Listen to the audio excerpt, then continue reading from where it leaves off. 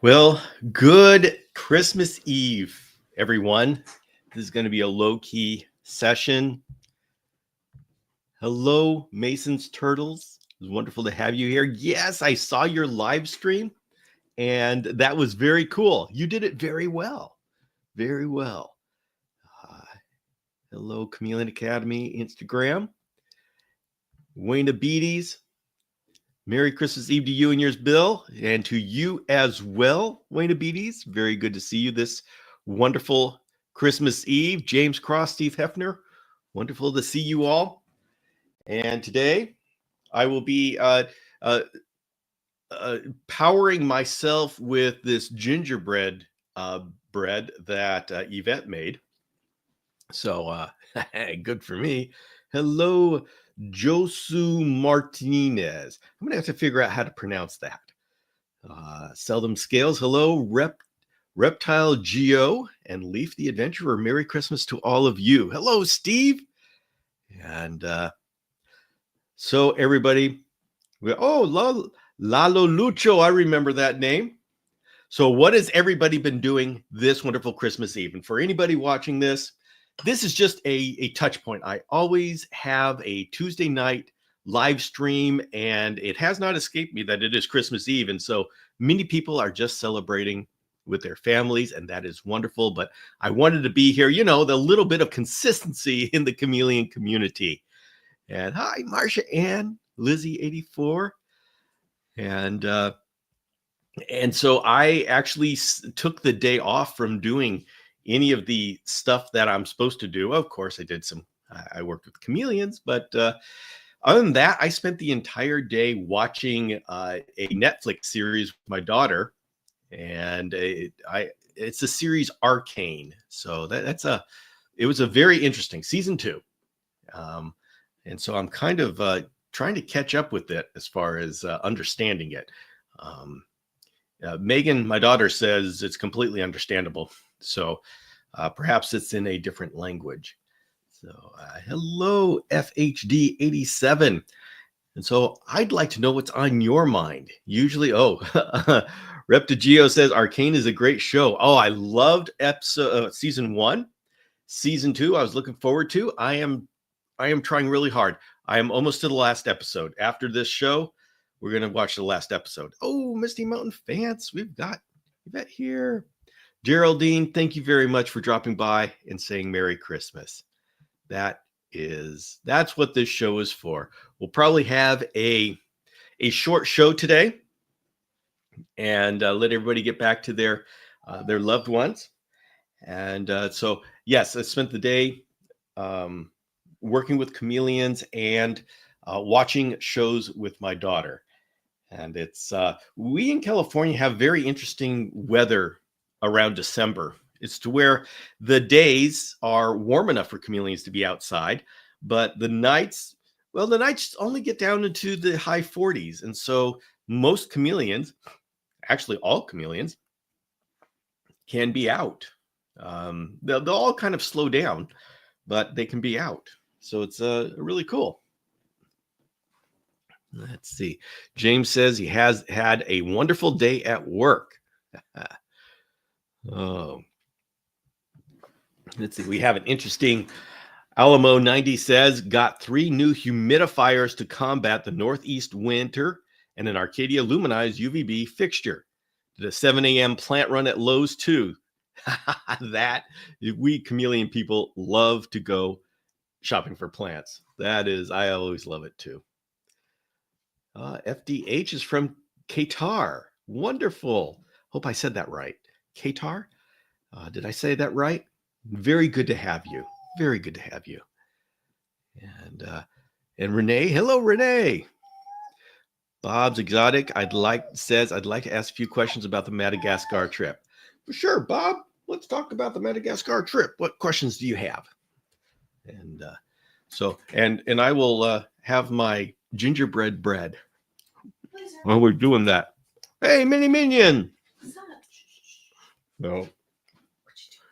Yeah, we are definitely getting ready. For those who don't know, in 2 weeks, I will be on a plane to Madagascar. And let's see.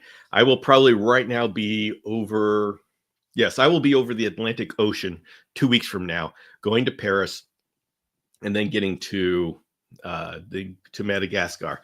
And so, in 2 weeks, that's when it's time to start really monitoring this channel, because there's going to be a lot of things that come out perhaps unexpectedly, because I'm working on the scheduling. How do you pronounce Oregon? That's how I pronounce Oregon. Let's see. Jusu says, hey, Bill, quick question. Why do some chameleons grow more than others? I still have 10 babies, about 5 months old, with most being 6 to 7 inches, with the others about the same size.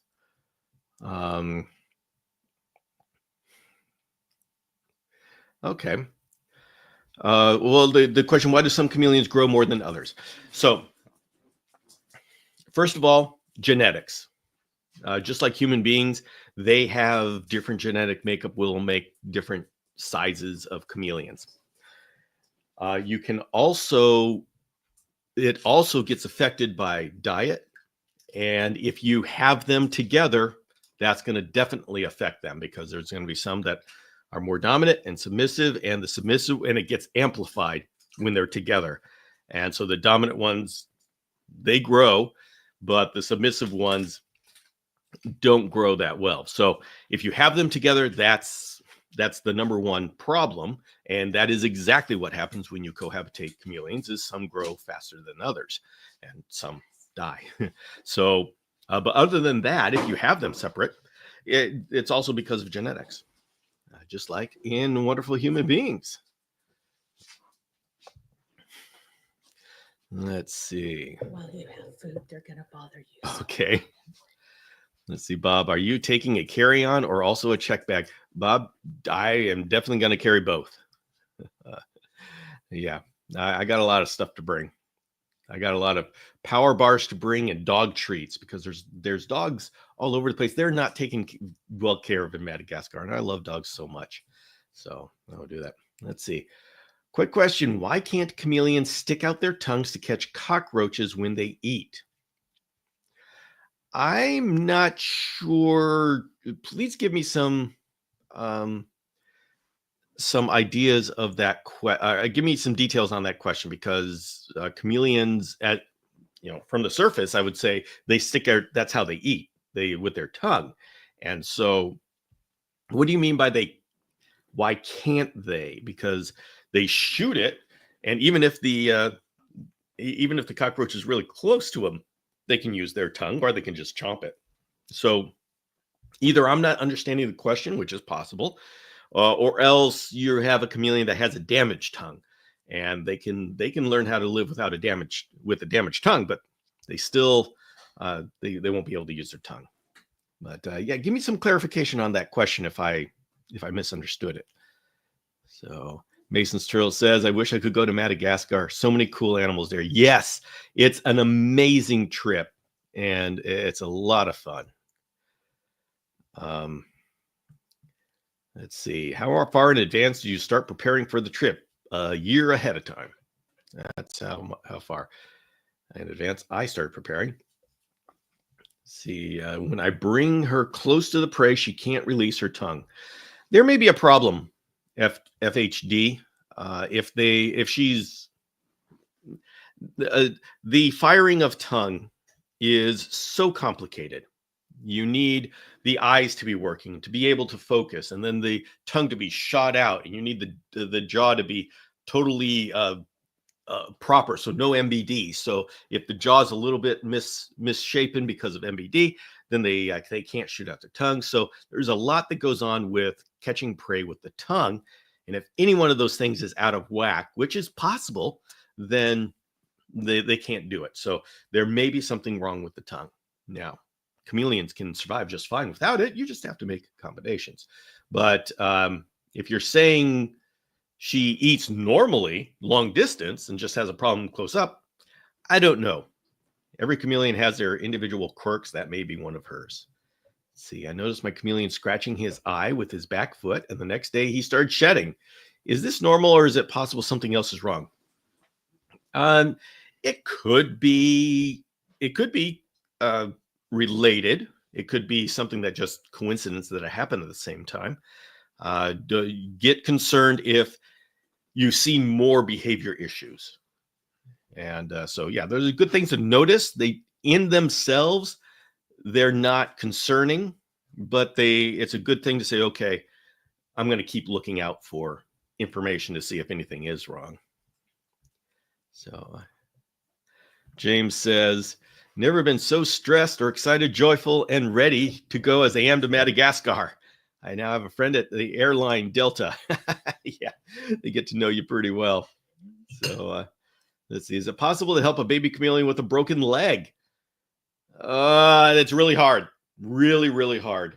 I would, yeah, it's, I mean, I guess maybe it's possible, but very difficult. Definitely get a vet involved with that and seeing what he can do. It's about as best you can do. Gingerbread.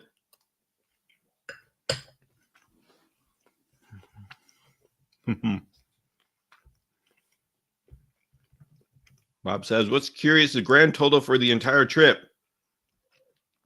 Just assume $6,000. Go for $6,500 because it'll change depending upon the tickets. And in 2026, we haven't laid out exactly what we're going to do. We're going to learn a little bit from this one. And some hotels we may see, we're evaluating hotels and we may decide to change something. Don't know. So $6,500 is a good, as a total cost, is a good estimate to shoot for. And that should cover everything. Hello, Two Turtle Tom. Just waiting for the kids to fall asleep. And James is having a ham. Tacos. All right.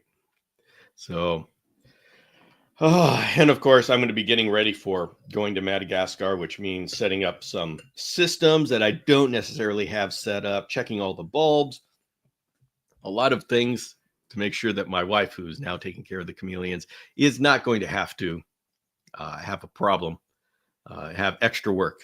Try to make it as easy as possible. How would you choose a chameleon based on its outlook and colors? The most important, okay. The most important thing would be to get a captive hatched, and the breeder can help you with that. Now, if you're looking for the outlook, like the nice, healthy, alert eyes, looking around, the color is difficult because if you see them, say, like at a show, they're all stressed out or else they're all exhausted. And so it's kind of difficult to really judge by that. And also remember, if you're at the show, I'm assuming you're at the show, because if you're buying online, then you're just trusting the breeder who's sending him to you. But you have to, they're all stressed at the show. And so it's difficult. I choose the chameleon that is the feistiest, as in the one that I go the opposite. I want the one that's going to try to bite me, because I know that chameleon has energy, has spunk, has fight in its life. And the thing is, when you're getting chameleons at a show or something where they're stressed, what you're getting is a chameleon hyped on adrenaline. And so what they're doing at the show is not what they're going to do at home.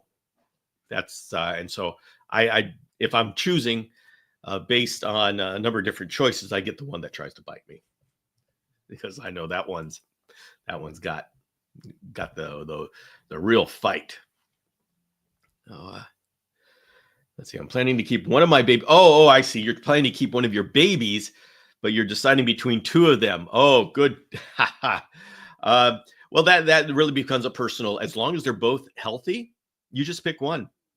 And you just pick one, go with it. As they grow up, their personality is going to change. So it's not like you can really 100% guarantee you know what you're going to get. Yeah, it's the fun thing. Donnie is always saying the nicest things to me. Merry Christmas, Bill. You're a gift to the chameleon world. Well, thank you, Donnie. Thank you. Marsha Ann, I cooked 6 racks of baby back ribs today for our family get. Wow. All right, everybody. Let's go to Marsha Ann's. Oh boy. Do you think if you catch some bugs, you can get a chameleon to hand feed in Madagascar?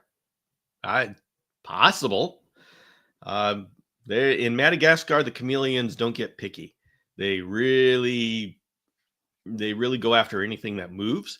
So if I have it in my hand, I don't know. Uh, I'm sure some of them would, like the Ustalet, I probably would. They'd have no problem taking it from my hand. So, let's see. I'm going to go ahead and give my dogs a treat for hanging out here with me. So, yeah, in Madagascar, the chameleons, they just, they will zap anything that moves. And it's really great to see. It's kind of fun to see. In captivity, they kind of get, even if they're hungry and they're going after it, they don't have that sense of urgency that the ones in Madagascar do.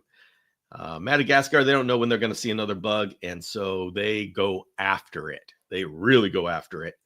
And in captivity, they kind of get soft. And they say, yeah, there's going to be bugs again, so maybe I don't want dubia this time. I want to hold out for the superworm. Yeah. How do I get a spot in the 26th trip?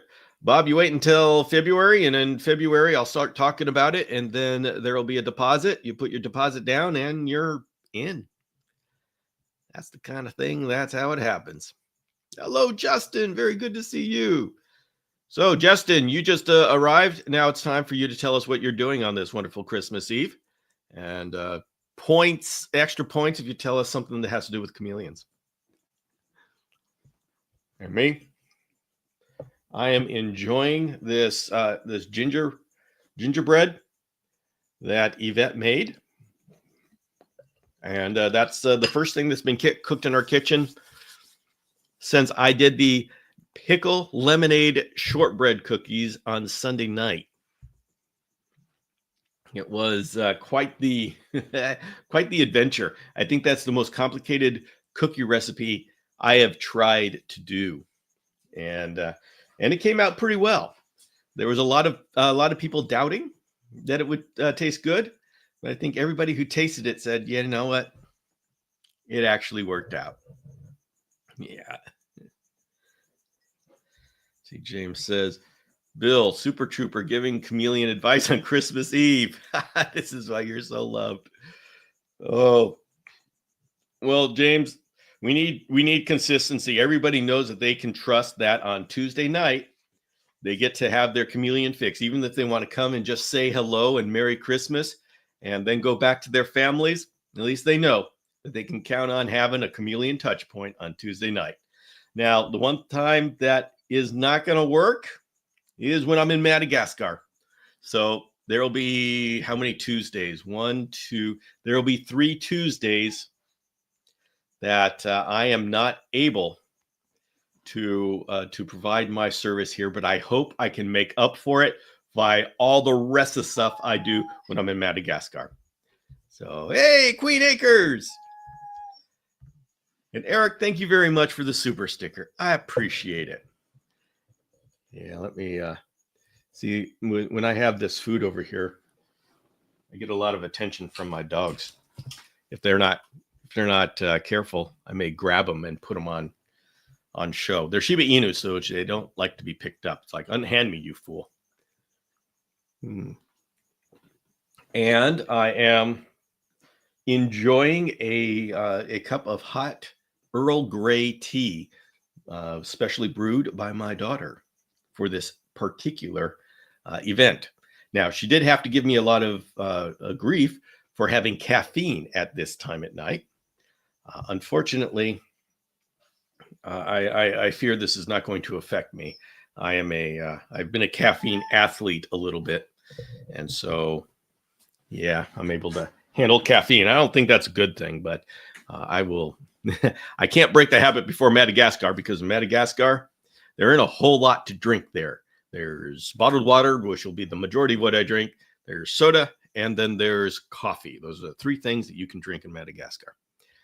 And you got to make sure you get the safe stuff, because my gut is not attuned and is not figured out how to fight off all the stuff that they have there.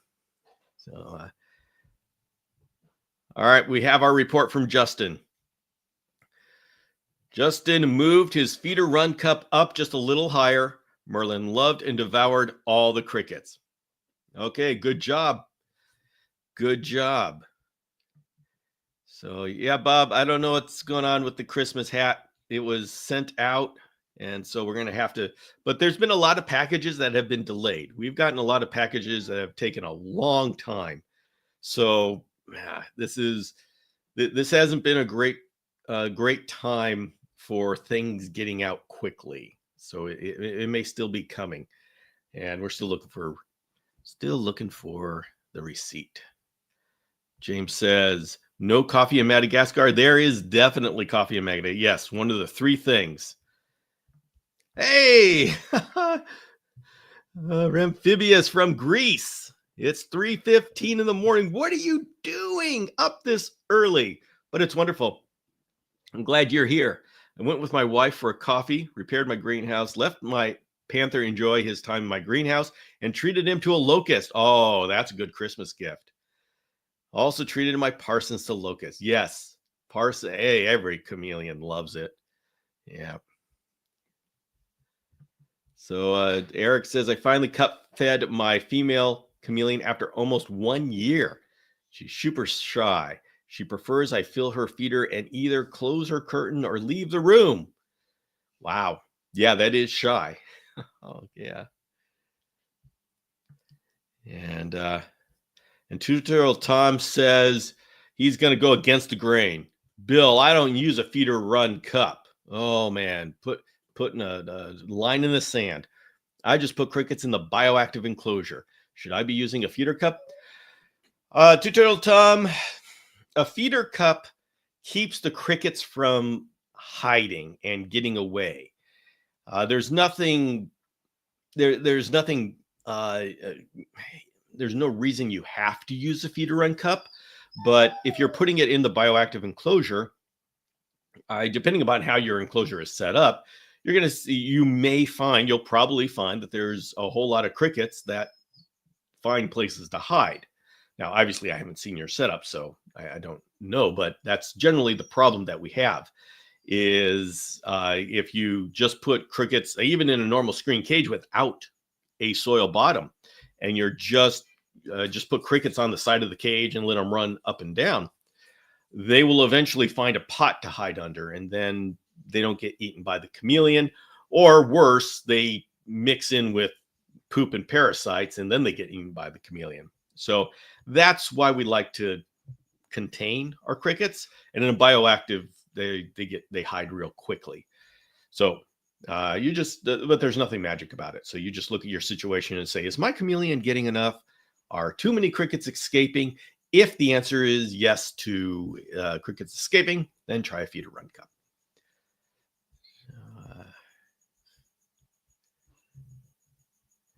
Let's see.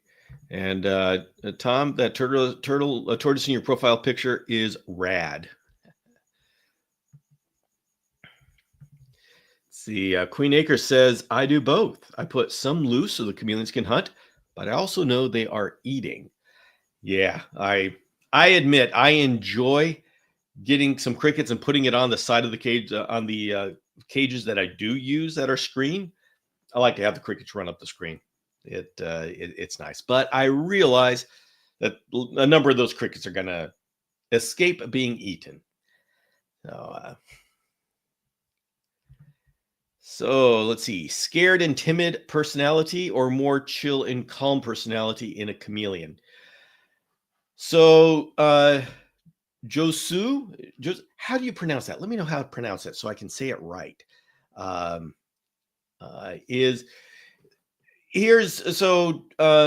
Jay Martinez is trying to decide between two of his baby juvenile chameleons which one to keep, and is trying to pick the one with the best personality. So the problem with picking a baby due to you can just say Josh. All right, excellent, Josh. The problem with picking a baby via their personality is that their personality changes. When they're a baby, they're scared of everything because everything wants to eat them. So naturally, they do not stand their ground. It's not until they're like 6, maybe months old. Of course, that's different for every chameleon, that they actually stand their ground and you start seeing a personality that's their own coming through. See, when they're babies, they still have a lot of that I am prey and everything wants to eat me. So fear comes out in their personality. I mean, even if the captive hatch, they've got that deep in their DNA. It's kept them alive for millions of years, so it's not going away anytime soon.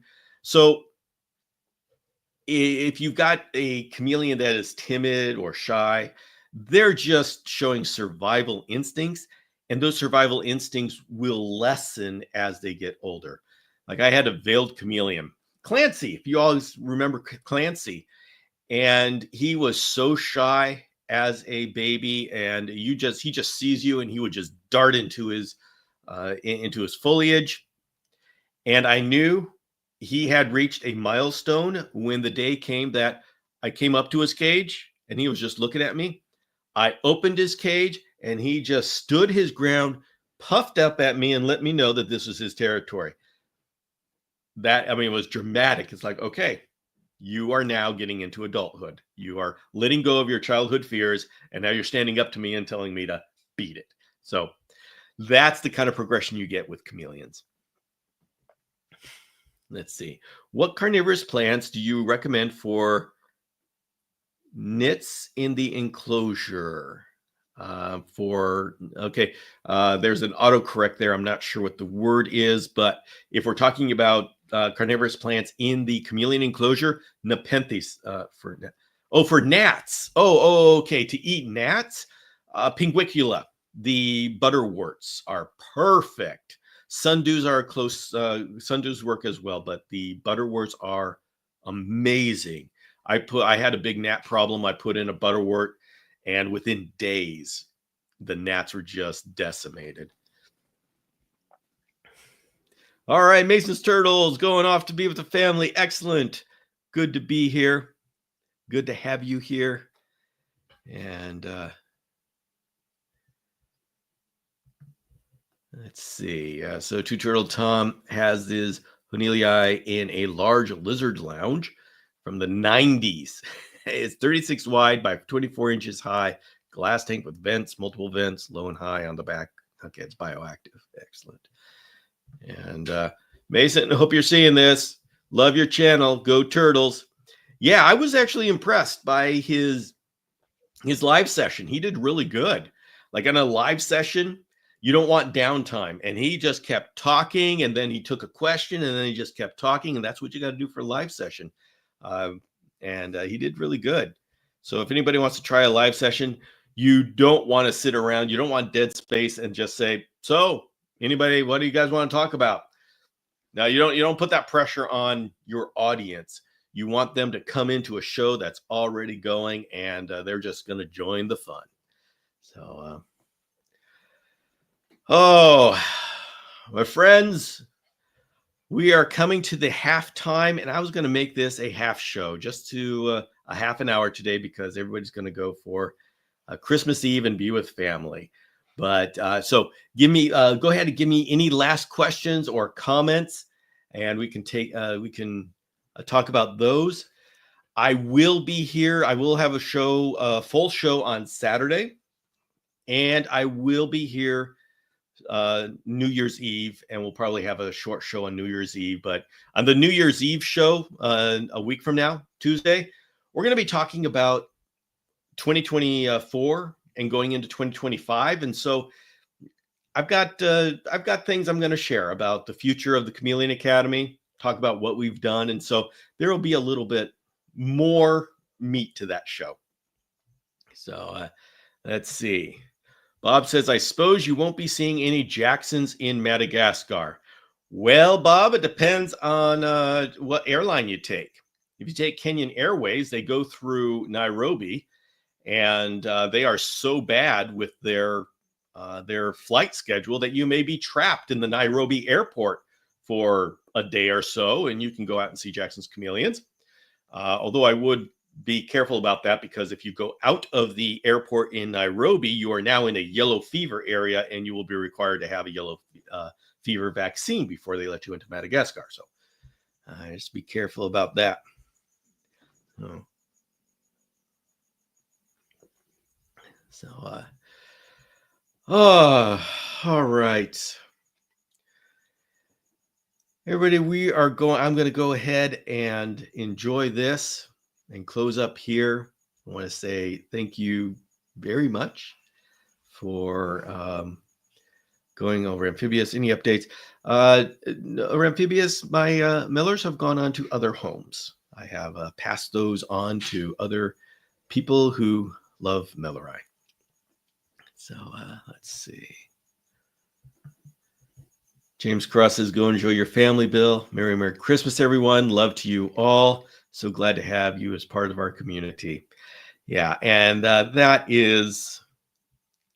it's wonderful. This is such a cool community. It's wonderful. That's why I wanted to come on Christmas Eve.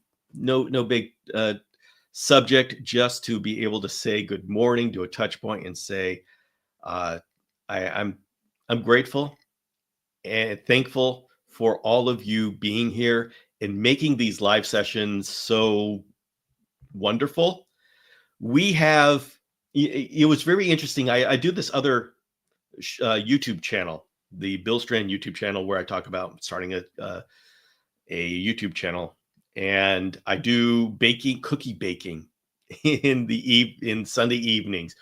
There's a whole history reason for that, but suffice to say, I had Adam Wickens on, and he said he admired this community very much, and it was very cool hearing from someone else how they see our Chameleon Academy community here, and it's made up by all of you. Yes, I have to set up the container, but you're the guys. You're the people who fill it, and so it's all of us that have put together such an incredible community here. And thank you for your appreciation, and I thank you for being here.